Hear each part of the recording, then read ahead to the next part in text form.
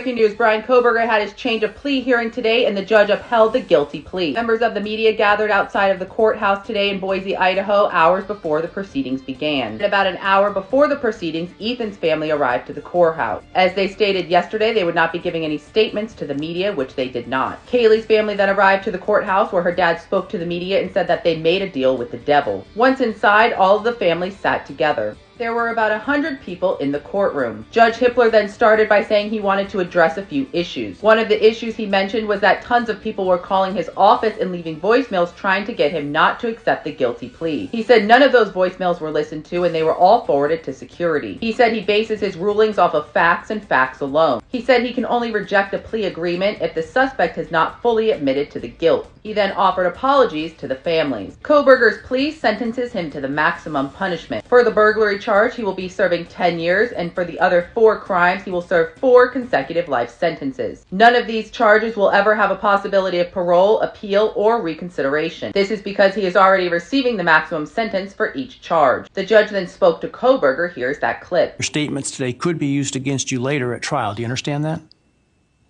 Yes.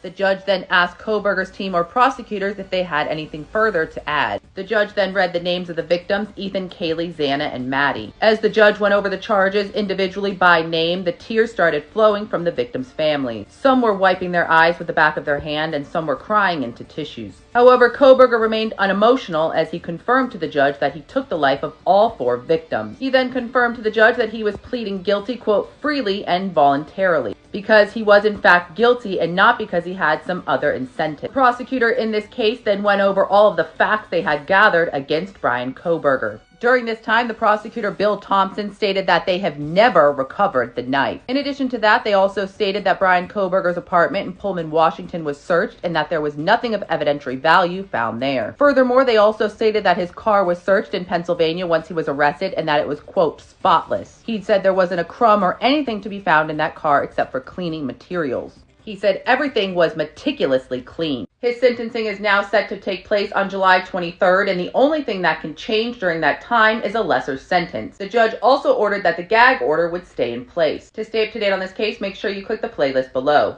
I'll keep you guys updated. What do you think? Drop in the comments.